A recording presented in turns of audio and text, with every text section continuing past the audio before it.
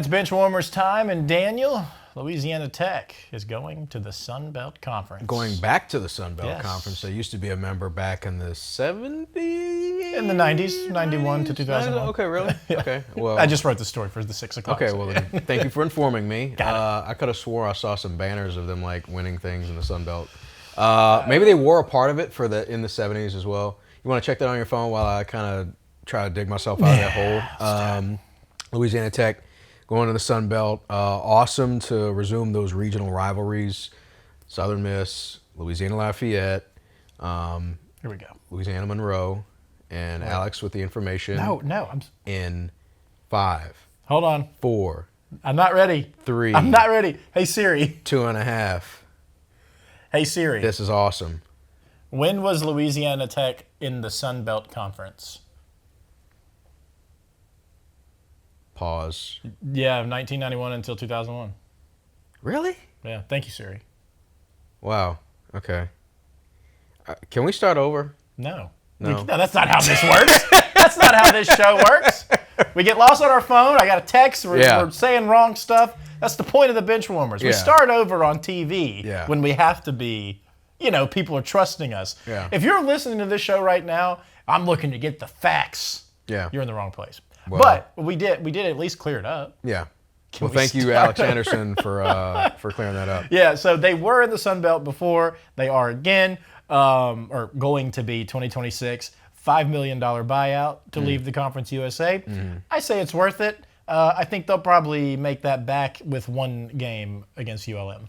Yeah. It was, the way college athletics works right now. I mean, we got Texas State in the Pac, whatever it's called now. Pac-12, Like yeah. it just is what it is. But this makes sense. Like Louisiana Tech in the Sun Belt, thumbs up, 1,000% approved.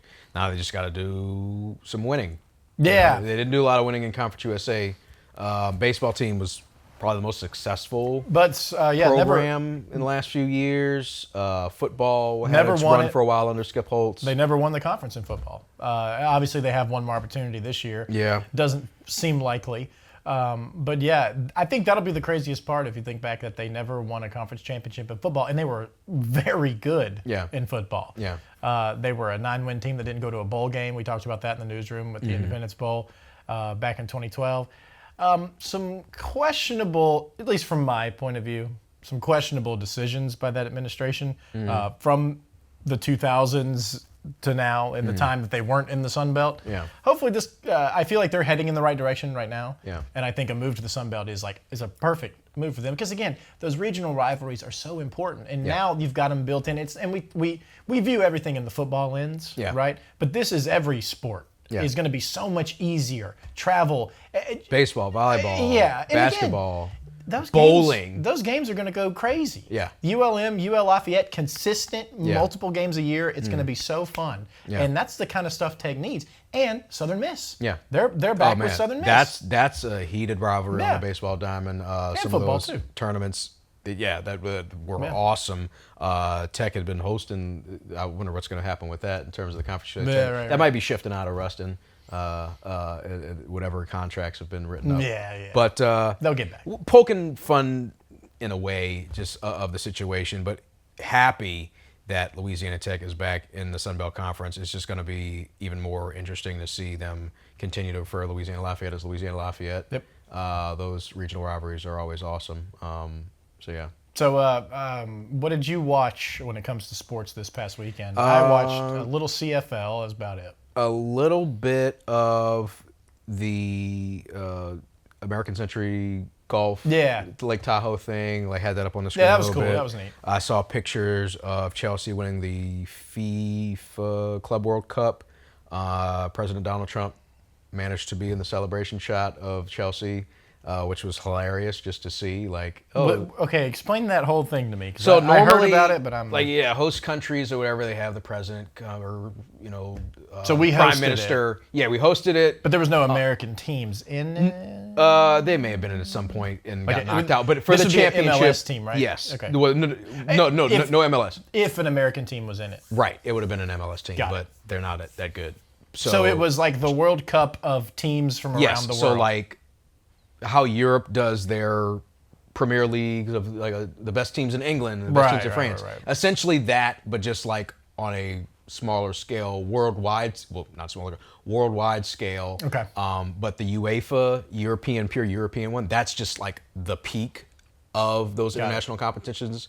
This one brings in everybody. So South American clubs will play a club from England, or a club from the Netherlands will play a club from Africa, if you will. The Premier League teams are obviously they're the ones. Yeah. So Chelsea and PSG out of France, they played, and it was just amusing to see the picture of like the players looking at it. What? Like, what was President Trump in the middle of our celebration shot? Because normally they kind of scurry off to the side, but President Trump, I guess, was just like, hey man, I'm here.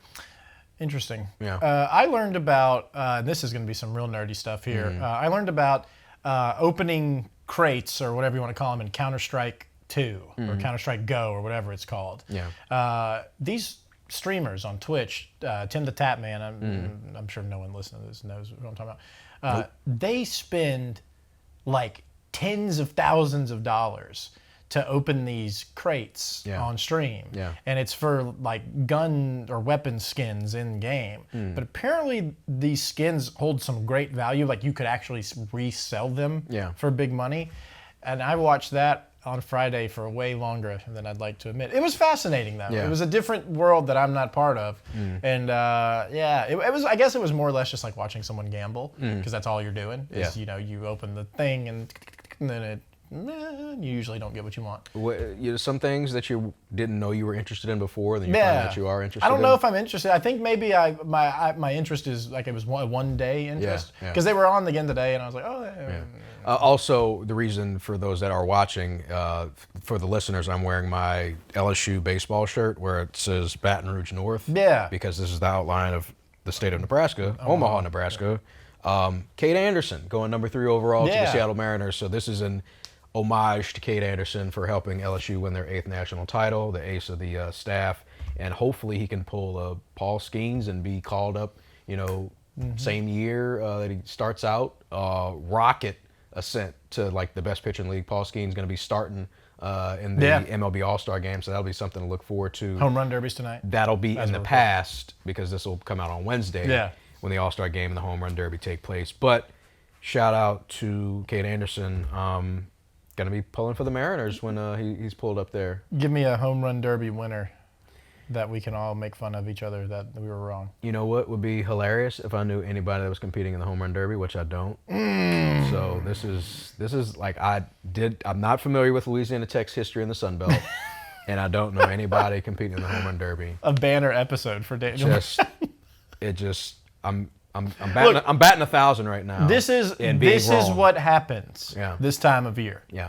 We check out mentally, which is fair, because look, we deserve breaks too. Yeah. So we go on like a mental vacation. From basically July, July, the month of July is basically our mental vacation. Because once August rolls around, we're grinding until January, essentially. Right. So is everybody else in sports broadcasting, generally covering football. But for us in high school football and the Architects, we're grinding in August. I mean, I was anchoring last week news, and there was in the script that said Canada. I just said China. I said it twice. I don't know.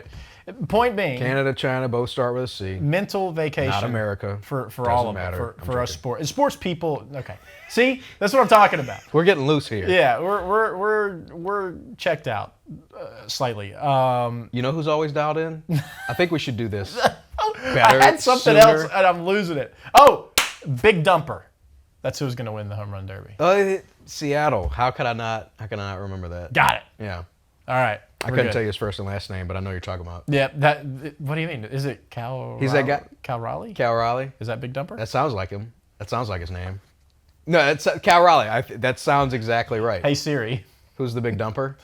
Which MLB player goes by Big Dumper? 3. Yeah! All right. Cal Raleigh. We got something right. Yeah. All right. Well, thankfully, a guy who never misses or never gets anything wrong in the world is our guest today. It's our good buddy, Roy Lang, with the Shreveport-Bossier Advocate. Let's go to our interview with Roy, one of the best in the biz. Another special friend of the Benchwarmers this week. We had Tatum and Paul last week, and now we have a guy that's never worked with us officially, but who knows? Maybe one day. He's always been there for us. It's He's Roy been a Lane. guest on Yeah, several, right, shows on Friday Football Fever, right. as well as provided a quote and video as well for a couple of our sportscasts. So Roy Lang, contributing partner to KTBS3 Sports at Yes, times, that's what we'll but call him. his main gig, Uh, writer extraordinaire for the Shreveport-Bossier Advocate, among many publications in his long illustrious career. Roy Lang joins the Benchwarmers. Roy, how you doing? what's up, guys? I'm doing well. I'm glad you guys put that on the record as official because I'm going to send George a bill for that. Please do. He'll appreciate that. Yeah, oh yeah, he'll have no problem if we're working with you. We really just wanted to have you on, similar to the way we had Paul and Tatum last week. We're bored, man. There's nothing going on, and we're really looking for advice. What in the hell are you doing right now with the lack of sports? Oh man, trying to get away and see some sports, spend some time with family. Our son Colton had a hockey tournament in Dallas this weekend. I've already had a concert or two lined up. Got a baseball trip coming up next week. Four or five major league parks and a PJ Tour event in 5 days, so that'll be fun.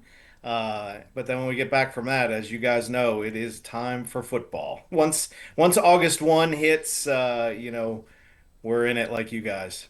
Yeah, that we're all counting down the days until that comes. And I did want to ask you. We're going to hop all over the place here, but you mentioned Colton, and I did want to ask you about being a hockey dad. I know from personal experience, from watching my dad, it is quite the time. What's it like for you being a hockey dad, living in the rink, and all that good stuff? Ah, man, it's so much fun. It's like a lot of parents, you sort of live vicariously through your kids now that you're not doing it anymore. So, but you have a different perspective. You have the maturity, you have the life lessons that they don't have. So if they're down or if they're too far up, you sort of bring them up or you bring them down, whatever they need. But all you want to see is the smile on the kid's face, and as you know, his their hockey team, the Mudbugs high school hockey team, won the championship this past year. First time they've ever done it. Went undefeated, and Colton was a part of it. And I've never been a part of that. I never won a state championship in high school. Been there, but never won it. And so I don't know who was happier, me or him. So it's cool, man. And plus, like I tell him and I tell the rest of my family, and you guys are the same. We spend time around the greatest athletes at different levels, whether it's junior, high school, college, professional, and you can't help but learn some things about how they got there, the mentality it takes, and this and that. Even if we didn't get to the absolute highest level ourselves, we can learn from the guys that we cover, guys and girls that we cover. And so I try and relay some of that stuff, work ethic when he thinks he's working hard, but he's not really working hard, but he doesn't know that he's not. So it's just our job, my job has allowed me to get a different perspective, but have fun at the same time with him. So, man, it's really cool. He's going to be a senior at Captain Shreve this year, so this is it, man. I mean, he's got a chance maybe to play after high school, but this could be it, and I'm already sad about it. Well, the sadness comes with joy, the opposite side of the coin. When you're watching these games, you seem like a pretty measured guy just in your everyday life, but when you're watching it and you're in it, how would you describe yourself as a sports dad? Are you the loud dad? Are you the waiting quiet, stewing? Like, how would you describe your atmosphere and what is Roy Lang like as a spectator?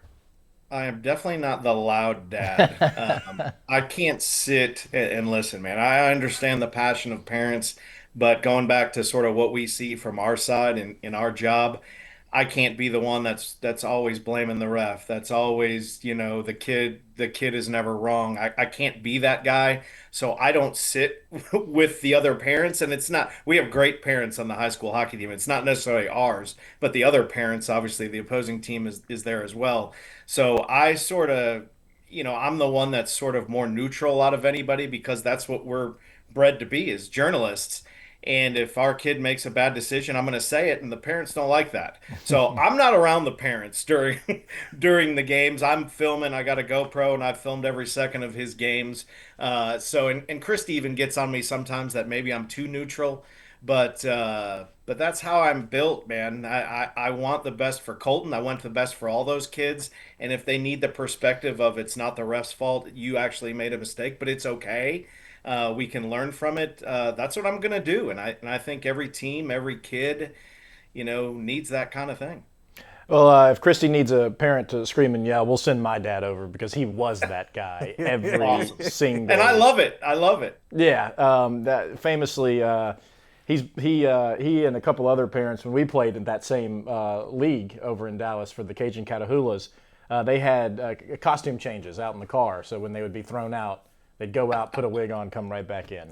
Oh my gosh, that's awesome. That's awesome. Well, you were Crazy. pretty good, so he had a lot to cheer about. Well, yeah, he got fired up. Well, we need more Roy Langs like that. Measured Yes. sports takes, calm, can look at it from both sides, see the right and the wrong and the neutral, the gray. Yeah. Rather than just it's my way or the highway and nothing else is, can be said. It's sort of a villainous role in today's society. Yeah. It's like not many people lose. They always sort of get screwed, right? It's Right. not, you don't see a lot of people taking the blame after losses, especially at the lower levels. It's always because of something else. And man, I'm here to change that single-handedly. That's one of my things. Like, if we go to robot umpires or robot officials, what are we going to complain about? Right. We'll find a way. Computer software Yeah. was set up by somebody who has a background that likes the other team. Yeah, it was That's- hacked. Yeah, yeah. That's what it'll be. And Roy, you talked about the measured takes, and I think that that calmness, that kind of shows in your writing style. As a sports writer, when did you learn that that was something that you wanted to do for a living? I mean, obviously you're one of the best around, but when did that kind of click for you that this was a path I wanted to go down?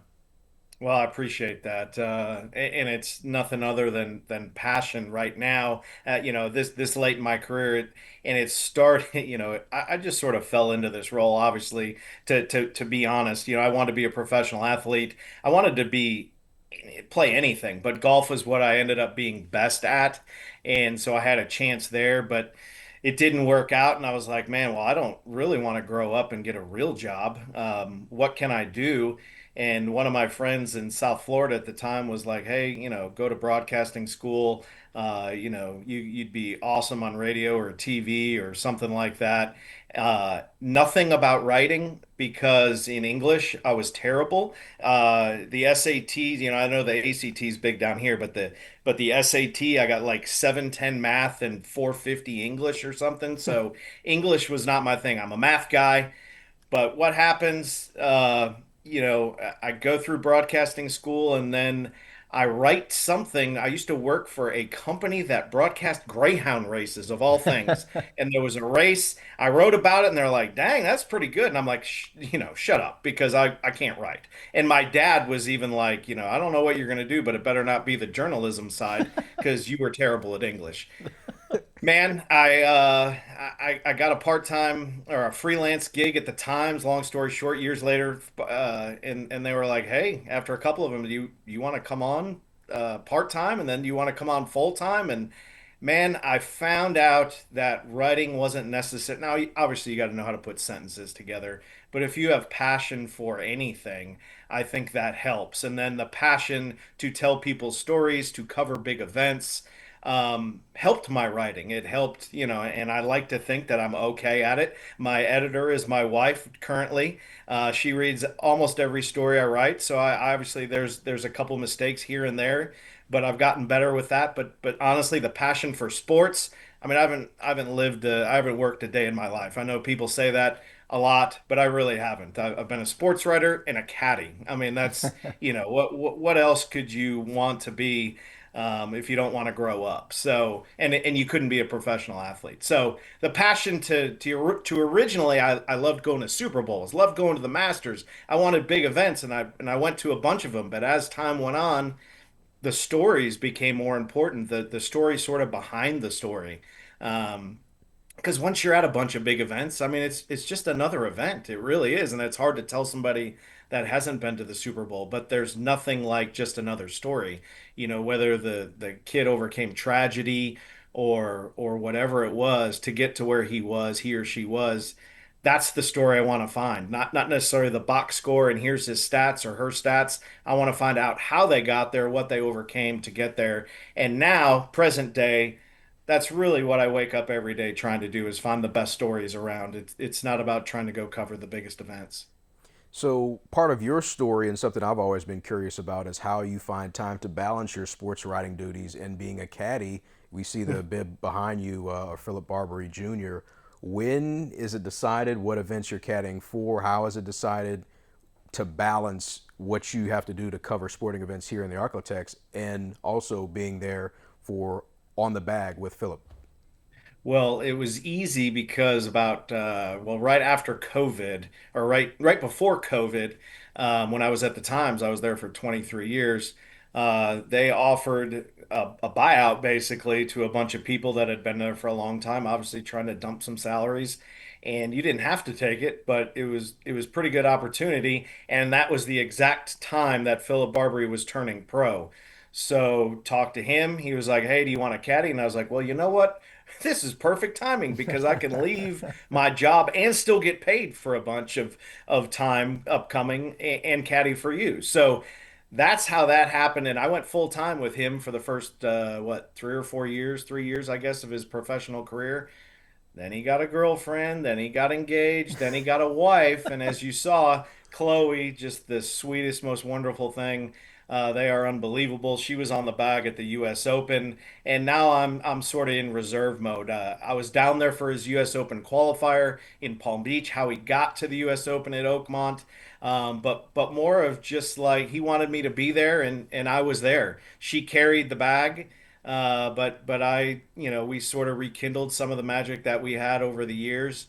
And I'm always there. He knows it. He says I'll be on the bag at some point again, maybe for a one-off. But right now, trying to help him with stuff off the course. He got some opportunities after his finish at the U.S. Open, and hopefully, if he gets his tour card or something like that, maybe I could be in more of a role there. But I'm full time at the Advocate and still helping Philip a little bit, which is a pretty good combination for me right now.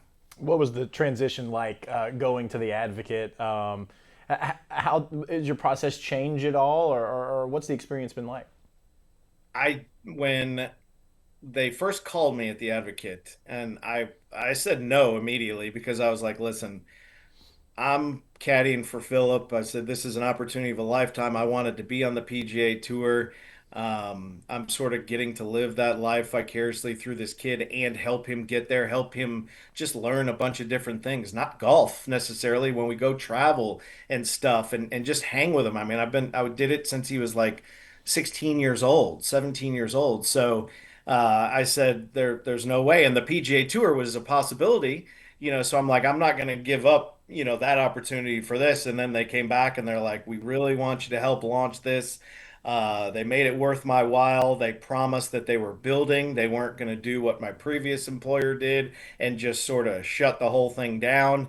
And it's been wonderful. The Advocate, as you've seen, not just in sports. Sports is just a small part of what they've done, but the names that they've added, the reporters that they have there, they have invested in the community of Shreveport. And I think on the newspaper side, that was much needed. We got some great television stations in this market. You guys are clearly, on top there, I believe. But uh, newspaper wise, we needed that. We needed that side back, and the Advocate has helped it, not just in sports. And I'm proud to be part of that team. Well, Roy, we appreciate the compliment. I'm sure George Servant appreciates that as well. Oh yeah. Kind of a two-parter Bill's question. coming. Yeah, a two-parter question for you. What was your favorite story to write, and what was your favorite sporting event to cover? Oh man. Well, favorite in terms of memorable, maybe not because as Alex knows, it wasn't really great news, Oh yeah. but the 2004 Mudbugs Game 7 final that went to overtime in Laredo, very controversial. Yep. I'm sure Alex still has the video somewhere that I think Cliff Cotton took back in I 2004. want to say maybe it was Fletch. I'm not. I can't Or remember. Flet, maybe, it I was think it one was of the Fletch. two, Yeah. I do have it. It was heartbreak for the Mudbugs, and being on the road. I was on the road with those guys that year a lot, covered that team so much, and it just happened to be the year that they ended up going to the finals, and all hell broke loose. But that was the most memorable because I still, back in the day, the video clarity wasn't anywhere near as good as it was today, but it just looks like that puck did not go It in, did not. and they probably should still be playing in Laredo for the title. But man, that was talk about the stories behind the stories. There were so many. The group that they got together that year was unbelievable, and to see it end that way. I'm not saying they deserved to win more than Laredo did, but for it to end that way, that was just sort of that wasn't great, but it was a heck of a story that people still talk about today for sure. And then my favorite story that I've ever done is there are so many, but recency bias. And listen, there are a lot. There are so many people that have given me their time in terrible circumstances and great circumstances, and I appreciate that because they don't have to. But very, very, very recently, two of them, Cooper Husband from LSU Shreveport, his dad died right at the start of the World Series as LSUS is trying to complete a 59-0 season, never been done in college baseball, win the World Series, which they had never done. His father dies at the beginning. He leaves for a couple days, comes back, and is a crucial part of why they went on to win and finish off that 59-0. And the conversations that we had, again, his father just died. And, I sort of related. I said, listen, I've been in that situation. I was lucky enough to have three parents. They all died very young. I was young when they died, younger. And so I sort of just tried to talk to him and say, listen, what are you going through? How are you going to attack it? What did this championship mean? And the story that came out of that, I think was pretty cool. And it's 100% because of Cooper and his openness. And it was just, it was the perfect maybe dichotomy to the joy of a perfect season. But at the same time, this kid was still grieving the loss of his father. And then another one last year, Jason LaFlame, who Yep. who Alex knows very well, and I'm sure Daniel, you probably did too. He was the heart and soul of Mudbugs game operations. He played the music at Mudbugs games for 20 years, and huge Lincoln Park fan, by the way. He'd always play Lincoln Park for me and Alex when we were in the building.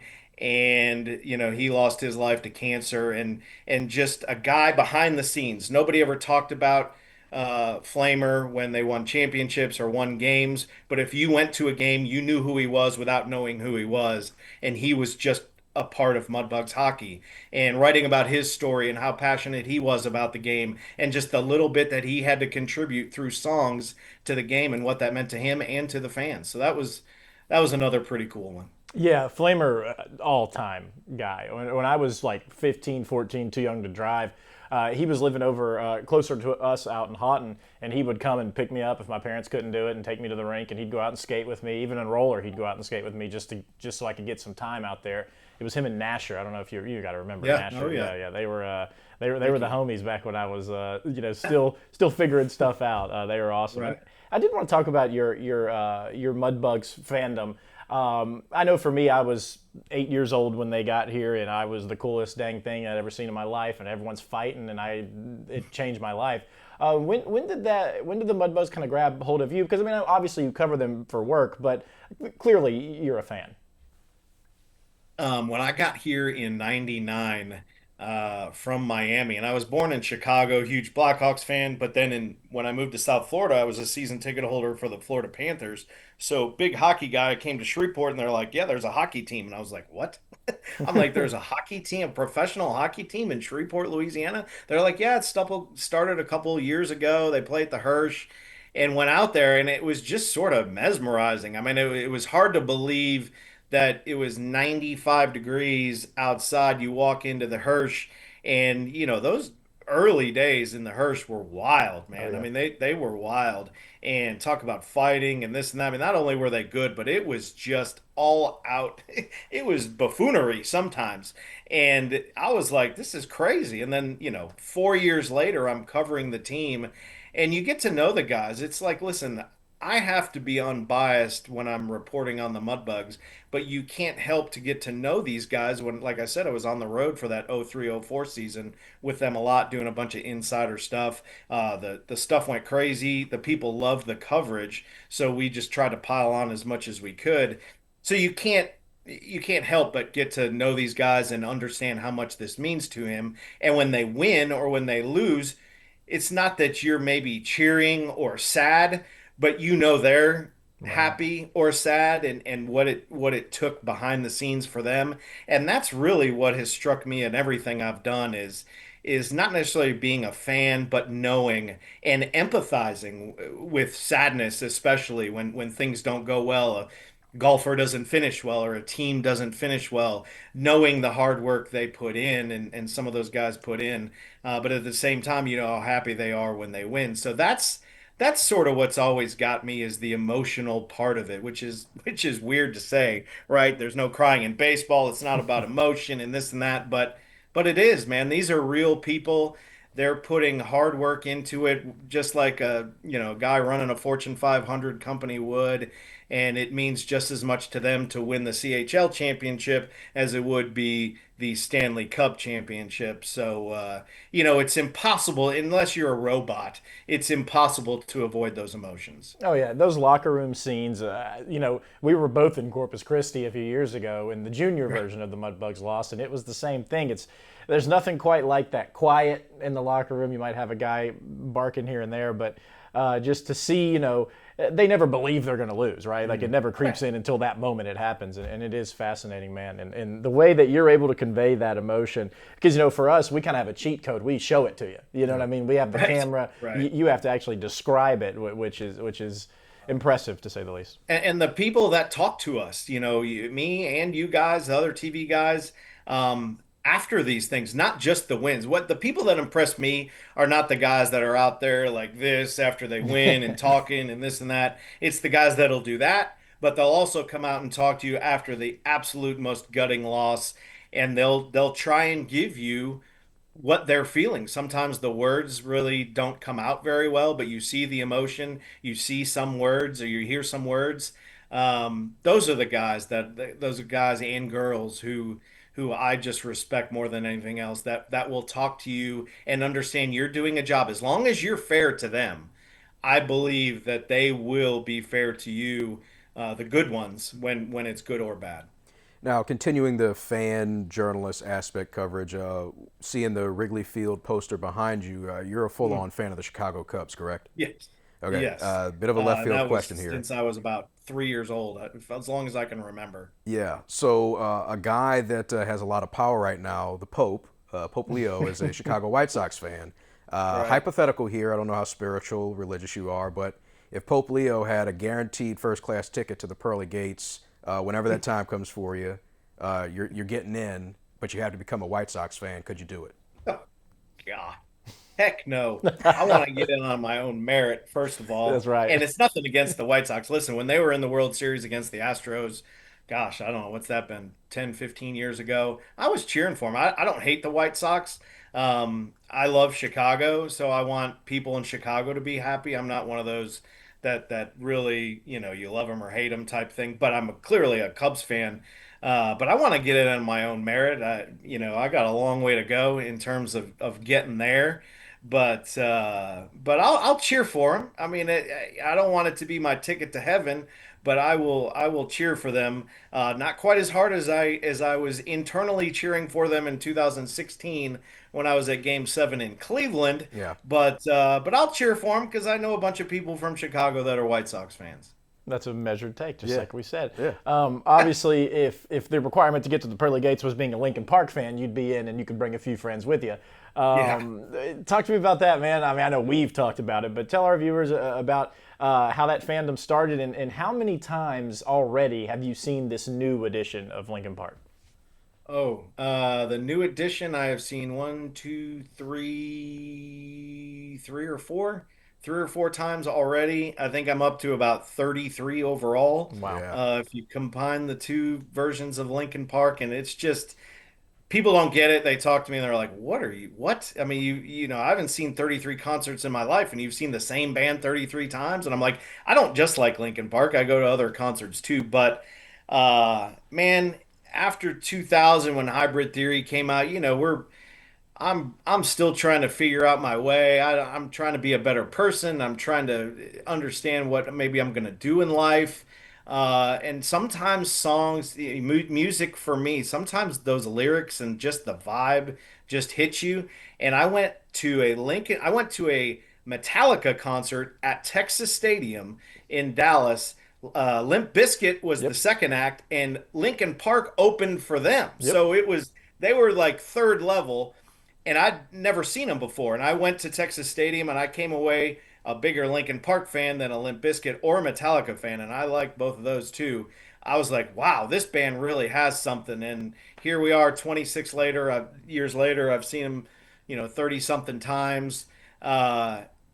And it just, man, music is meaningful to me. And it just came along at a time in my life where it really hit home. And man, Linkin Park songs have been playing through the worst times of my life and the best times in my life, and it's just something that sort of grabbed a hold of me. Music, it's not that I don't pray, but I always like to tell people some people pray. I turn up the radio.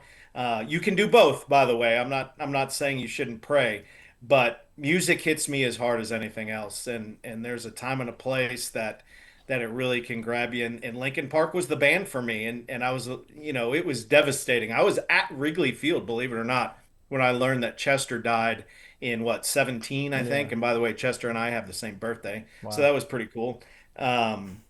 I mean, I was devastated. I was Yep. with my sister, who's a huge fan, and I was devastated. People didn't understand, and I was curious to see if they'd ever come back again. I never thought they would have a female up front, but when I saw them in their first concert in LA last September, it's unbelievable, man. They might be nothing against Chester. It was totally different, but they're probably more popular now than they ever have been. Yep. And I have had just as much fun at these concerts than I have the old version of Linkin Park. So, man, a piece of me was missing there for about 8 years, and I'm glad it's back. Yeah, that the old summer sanitarium tour. I was there with my mom as well. It Yeah, was awesome, and like you said, Lincoln Park stole the show in Deftones opened for them, I think. yeah, So it was that's it right. was Deftones, Mudvayne, and yep, uh, and then those three. yeah, Yep. it was unbelievable show.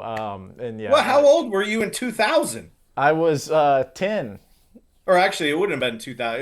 It was maybe a year or two after that, So right? I think I was 12 or 13 when I went, but my Yeah, mom I took think me. the I think that tour was probably '01, or it was after, obviously after Hybrid Theory. So it was Yeah. probably '01 or '02, something like that. And my mom was a massive Linkin Park fan, and she was, I mean, she called me to tell me about Chester, and it was, I mean, it was the worst conversation than any dog passing away that we'd ever had. She was, and she kind of had that same feelings that you described, and I did as well. But I also am partial to the Killers. That's kind of like my like holy crap Right. band that did it for me. I'm just enjoying this conversation, by the way. You guys just loving Linkin Park. Yeah, they're the best. My introduction to them was, I guess, the collab album with Jay-Z, Jay Z, yeah. and then I was like, okay, that's cool. And then my favorite artist, Lupe Fiasco, has a song, and he gets the girl. In the process of the song, he's saying, the girl saying, bought Meteora, then I bought Hybrid Theory twice, and I was like, okay, let me Yeah. give Linkin Park a chance. And then it was Nice. like my brain exploded. Oh, this is great! So it Yeah. opened like a new genre of music. I'm more of a hip hop R&B type, but that opened my appreciation for a rock style. Yeah. And so shout out to Linkin Park and getting a new listener. I'm not as knowledgeable of their catalog and discography, but definitely appreciate Linkin Park. That's awesome. Love it. Yeah, Love there's it. there's nothing like them, and like you said, Roy, I think they are maybe, or at least as popular as they were in the past. But Sure. Emily's great. You did mention football. We're running out of time. I got to get ready for the 3 o'clock Yep. show. But I did want to ask you, since we are getting close to high school football, from y'all's perspective, teams, players, who should we keep an eye on this year? I think number one name that comes to mind has to be Peyton Houston after what he did last year. First time as a high school starter, broke records, national records, shattered local records. And I think if they get better up front, man, what they could do if they get better up front.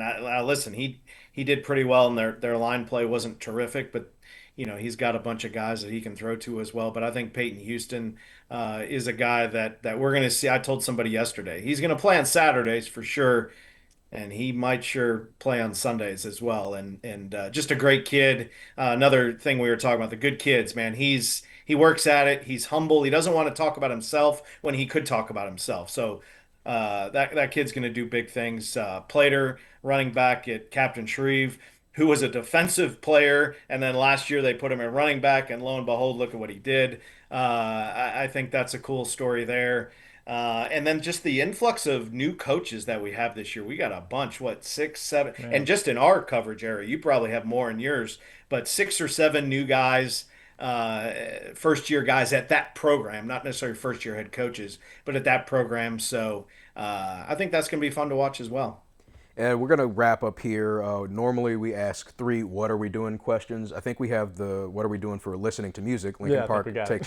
takes care of it there. The other 2, "What are we watching?" in terms of your go-to show right now or in the past, your favorite show, and "What are we eating?" your go-to meal of like, I want something, I'm craving it, or this is my last meal that I'm going to eat, and this is good. I can eat this for the rest of my life. Well, let's go to the meal first. I'm saying the wrong answer because I'm on a mission to look like you guys and not be as large as I am right now. I want to be, sort of back in your guys' weight class. So I shouldn't be saying this, but pizza is my weakness. Go to Dallas, want to eat pizza on the road. I want to eat pizza. Go to Chicago, I want to eat pizza. I love pizza. I love thick crust. I love thin crust. And put every single meat you could Yep. possibly put on there. Yep. No vegetables, Nope. all meats. And that's why I look the way I look. Shows. Big Brother just started. Huge Big Brother fan. I think episode 2 just happened last night. The whole family watches that. Uh, I hate to admit this, and the show's not going on right now, but I love me some Married at First Sight. It Okay. is That's all right.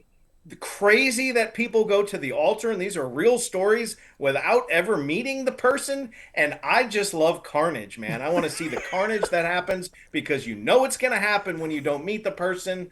So I love that. Netflix, God, there was just a show that we binged 8 episodes, and I'm totally drawing a blank. It was basically the new Ozark. Oh gosh, what the heck was it? Uh, Anyways, Give me an it's actor. I might know it. it's brand new. Starts with an S, maybe. Anyway, I can't think of seriously, it. binge the entire season in 2 days. Gotta love when it's not football season. So, Yeah. man, I'm a sucker for whatever's number one on the Netflix list. I'll watch anything. We'll watch anything. But big fans of Big Brother, Survivor, Amazing Race. You gotta have watched 90 Day Fiance, right? I have watched that. Not Oh, quite as good as Married at First Sight, but same thing.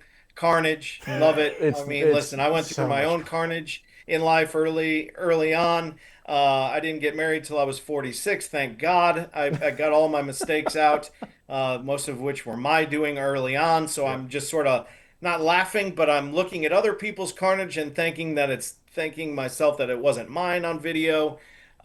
So give me some carnage, man. Yeah, there's got to be something to Roy that, Lang, right? Roy Lang, a fan of carnage. And you would know that Roy Lang's a fan of Carnage if you've ever come after him in the Facebook Yeah. comments, because that is not the battle you Hey, want to fight. only if you're factually incorrect. Yep. You can have an opinion, but if you are telling me my facts are incorrect and my facts are correct, you deserve what is coming.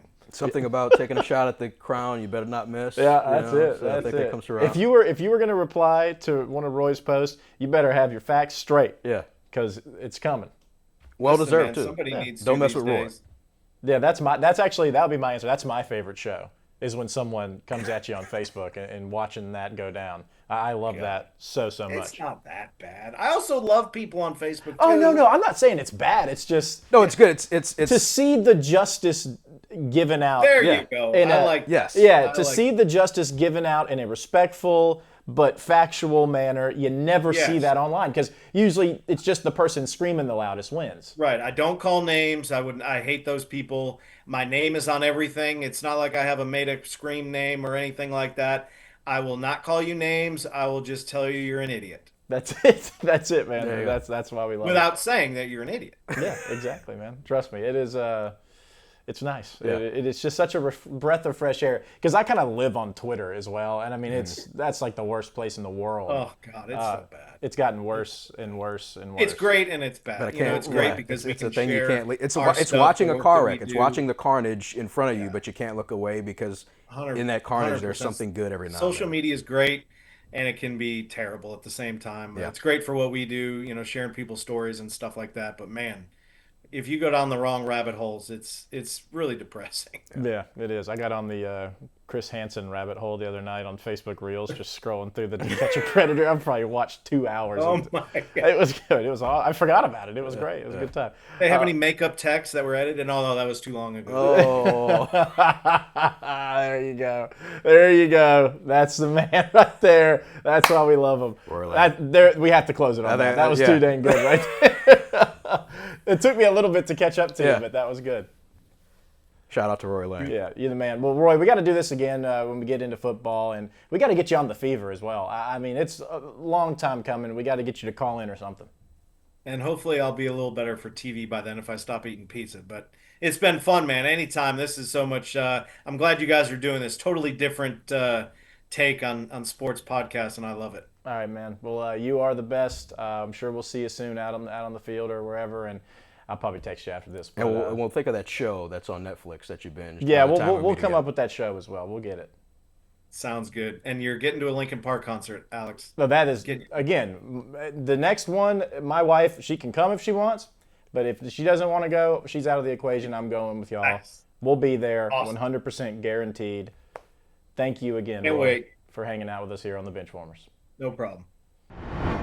Okay, Roy Lang, awesome guest. Yeah. That conversation could have lasted another 45 minutes or however long we were And talking. thank goodness it did, because we are spiraling. Yeah. Spiraling. Yeah, Chicago Cubs fan of the Miami Dolphins. We didn't get into that, but if we have Roy on. Well, maybe I didn't want to talk about everything because that's like an evergreen. Yeah. He is going to be a habitual guest on the Benchwarmers. Yeah. He's Might make a couple appearances on Southern Classic Chicken Friday Football Fever as well. We're working on that. Yeah, because Roy Lang is a valuable resource in this community.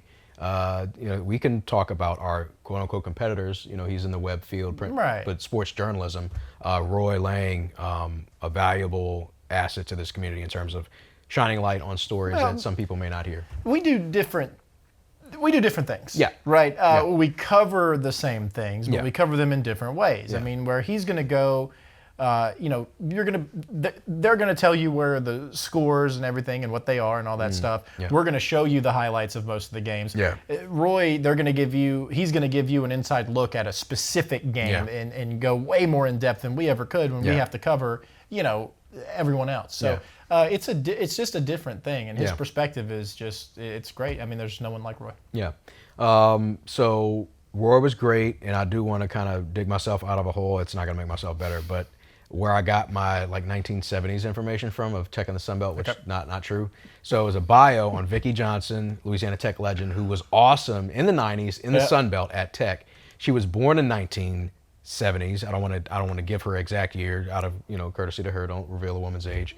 Even though I kind of did with the 19. I don't know what I'm doing this show. But yeah, she was born in the 70s. So I was like, oh, 70s, Sun Belt. I'm an idiot. So yeah. Are you sore at all My brain might from be that stretching that you just Yeah, a little bit. A little bit. All right, you just want to start over?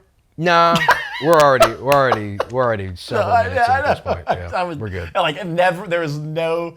Well, maybe there's a couple scenarios where we might start over, but Yeah. it would have to be like fireable. I hope people offenses. are enjoying this in because we want to be this. We want people to be entertained. We want people to have a good time when we're listening to this, and maybe get some nuggets of knowledge here or there. Well, I do know that now. Okay, you got to assume when you do something like this that people maybe like the Peyton Houston episode, right? Yeah. I'm going to assume that there were a lot of people that got the episode. They skipped past all this. They listened to pop, and then they tuned out, which is fine. Yeah. However you want to listen, be my guest. Just listen. Please listen. Subscribe and all that jazz. But one person that always listens to us is Sydney Lane. And I know she's listening right now. And I did tell her I would say Sydney is very proud of her dogs. Not Poppy and Mickey, the Tech Bulldogs. The Tech Bulldogs. She's ever loyal bee. as they say. She's wearing the Tech clothes today. She bleeds that Regal blue. Regal. I Loyal don't blue. know the brand of red that Louisiana Tech has, but that Louisiana Tech red, it runs through her veins. Tell you what. Let's go. She's great. All right. We're going to wrap this thing up because we're losing it here. But we do thank you for hanging out with us. Sock check? Oh, okay. And you came prepared. Yeah, I came prepared this week. I remember that. Oh. All right, sock check. You go. All right. Piccolo-san. Come on. All right. That's a good look. Got power crept in the DBZ universe, but He's Piccolo back, though. is He's back. Orange Piccolo Piccolo's is back. All right. I know I've worn these before, but it's hard to. These are my favorites. Little Goku Black action. Best villain in Dragon Ball. Saiyajin. Second best villain in Dragon Ball. I like this Rosa. That's what we should do. We should just start ranking random things. Not right now. Right. You know what we could do, and we've talked about it. We need to take the Wonder Lick. I know we didn't Put that on wax right now. We need to take the Wonder Lick. All right, let's do that next week. Well, I'm off Friday. We'll figure it out. Yeah, we'll take the Wonder Lick before football season. We could take it on Monday. Really like starts. we could take it on Monday. Yeah. Like when we first get in. Yeah. And then because it only takes 15 minutes. Yeah. I like how we're hashing out things. Yeah. Live on the podcast. But who's gonna grade? How are we gonna get it graded? I guess we can grade it. Yeah. Ourselves. We can grade each other. Maybe coach. Or we could grade it live. Yeah. That's what we could do. Yeah. Oh, okay. I'll get with Sewell. Yeah. We'll have him back on. He can go through the answers with us live, and we can tell him what we answered. And then I like it. All right. And that is producing the Benchwarmers with Live. the Benchwarmers. All right, guys. We'll see you next week. I still don't know exactly what we're going to do next week, but we'll figure it out. I hope you enjoyed this episode. See you later.